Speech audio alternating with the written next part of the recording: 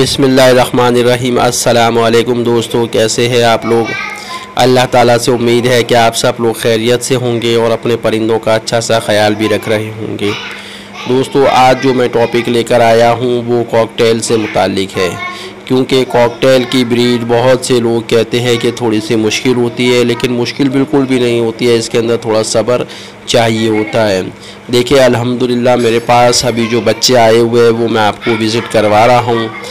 आप देखते जाइएगा, हंडियाओं के अंदर से सर निकाल कर जो चिक्स नज़र आ रहा है आप उनको काउंट करते जाइएगा।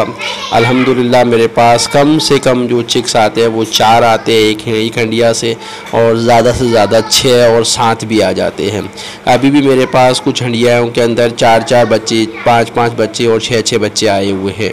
जो बहरहाल असल वीडियो बनाते वक्त जब हम मोबाइल लेकर जाते हैं या कैमरा लेकर जाते हैं तो कॉकटेल थोड़ा सा डरता है, जिसकी वजह से मैं थोड़ा से दूर से ही वीडियो बना रहा हूँ।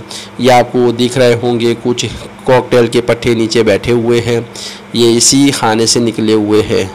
इस तरह मेरे पास तकरीबन हर केज के अंदर हर पेयर से 5, 6, 4 बच्चे लाजमन आ जाते हैं, और ऐसा भी नहीं होता है कि बीच में कोई गैप भी आए।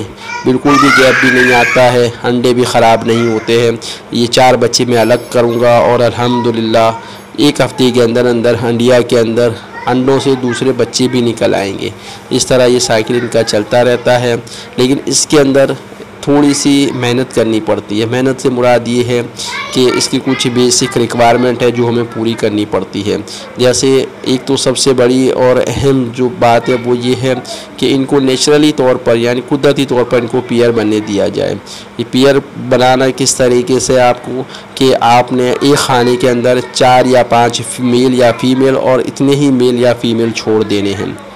अच्छा, ये जब अपनी ब्रीड के एज पे पहुंचती है यानी 10 महीने का जब कॉकटेल हो जाता है तो ये पेयरिंग करना स्टार्ट कर देते हैं। और यह आपने नज़र रखनी होती है, जब पेयर बन जाए और वो क्रॉसिंग कर रहा उस वक्त आपने इसको अलग कर लेना है। अगर आपने किसी पेयर को क्रॉसिंग करते हुए देख लिया है, आपने उनको आइडेंटिफाई कर लिया और उस मेल और फीमेल को आपने अलग करके किसी खाने में डाल दिया, समझे वो आपके लिए वो पेयर आपके लिए 10 साल तक चलेगा और बेहतरीन ब्रीड देगा। क्योंकि वो पेयर जो कुदरती नेचुरली तौर पर बनते हैं वो अपने बच्चों की केयर भी बहुत अच्छी करते हैं, उनको फीड भी बहुत अच्छा करवाते हैं और बाकायदा एक रेगुलर साइकिल चलता है। अच्छा, इसमें थोड़ा सा हमें मैनेज इस तरीके से करना होता है कि जब हंडिया से बच्चे बाहर आ जाए तो आपने फौरी तौर पर हंडिया को हटा लेना होता है और हंडिया की सफाई करके 2 या 3 दिन के अंदर इसके अंदर नया बुरादा डाल के हंडिया को वापस आप केज के अंदर हैंग कर दें। इंशाल्लाह 2 या 3 दिन के अंदर दोबारा नए अंडे आ जाएंगे। तब तक क्या होगा कि मेल या फीमेल जो अंदर चिक्स आपके पहले वाले जो चिक्स निकल कर बाहर है उनको खिलाते भी रहेंगे और फीमेल जो अंदर हंडिया के अंदर बैठना शुरू कर देगी। और फीमेल जब हंडिया के अंदर बैठना शुरू कर दे आपने चिक्स अलग नहीं करने हैं, क्योंकि मेल इनको खिलाता रहता है। इस तरह ये जब आपके पास जो अंडिया के अंदर जो अंडे नए आया उसमें से जब बच्चे निकले यानी फीमेल अंडिया से बाहर आ जाए, अब आपने पहले वाले चिक्स अलग कर लेने हैं।